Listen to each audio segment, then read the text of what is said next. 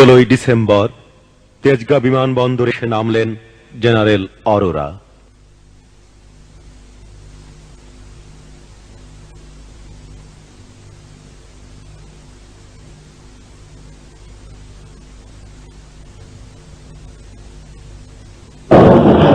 Racecourse ময়দানে আত্মসমর্পণের দলিল স্বাক্ষর দিলেন general Niazi.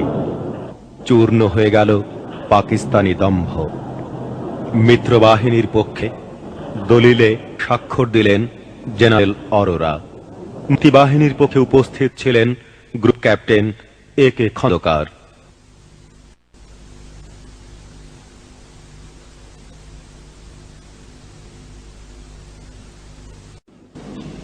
Now, India thought she had an opportunity. The military preponderance of India has weighed heavily against Pakistan's military forces. And इसलिए जब बात खत्म हो चुकी, जब किश्ती डूबने लगी, जब किश्ती को आग लगी, फिर याया खान ने कहा अब मैं हुकूमत अवामी नुमाइंदों को देना चाहता हूं।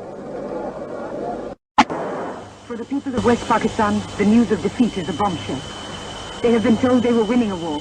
Now the war is lost. Revenge, a new war with India is the demand. But also there is a deeper sense of loss and bewilderment. Pakistan Radio broadcasts the songs of exile.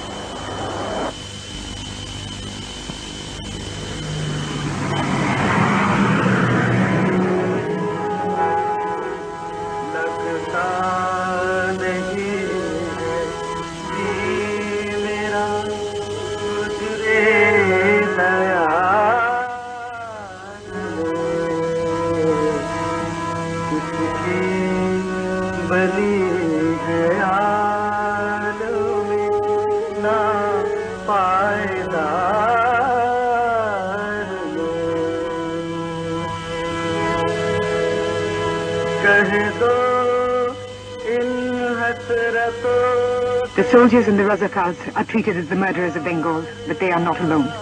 132 nations subscribe to the United Nations, to its ideals of justice and human worth, its pledge to redeem mankind from the scourge of war.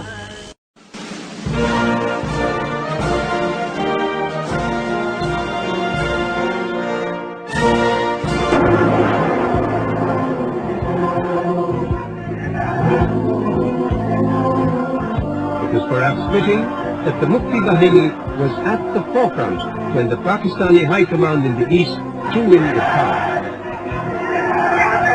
Is now the free capital of a free country. The instrument of surrender was signed in Dhaka at 16:31 hours Indian Standard Time by Lieutenant General A. Niazi on behalf of the Pakistan Eastern Command. Lieutenant General Jagdeep Singh Arora, GOC in command of the Indian and Bangladesh forces in the Eastern Theatre, accepted the surrender.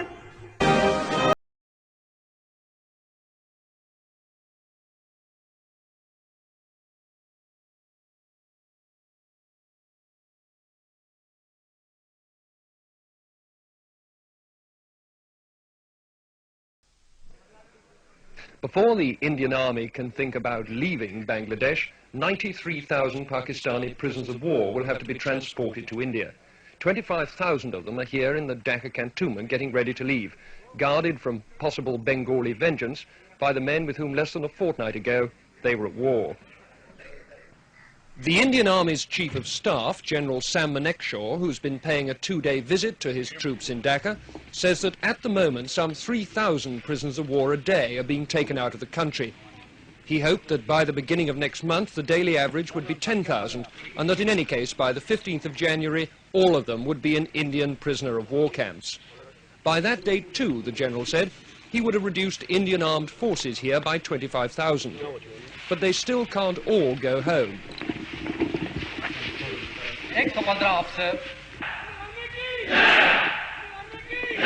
For one thing, they're the only agency in the area capable of seeing that the 10 million Bengali refugees now in India get safely back to Bangladesh. For another, Indian soldiers, no matter how much the Indian government likes to play this down, are the only people capable of keeping law and order here and protecting minority groups from Bengali retribution.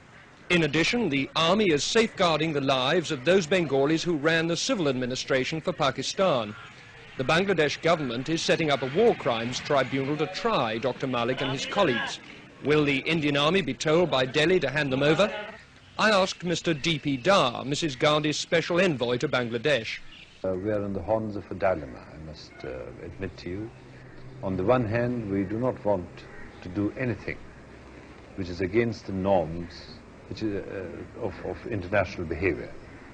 Nor do we want to do anything, on the other hand, which would even remotely impinge on the sovereign rights of the Bangladesh government and Bangladesh state. What does that mean in practice? Are you going to hand people over to a war crimes tribunal or not? That means, for the time being, that the position is being legally examined. As any victorious army would be, Indian armed forces are now deeply involved for the foreseeable future in the way this new country is going to develop.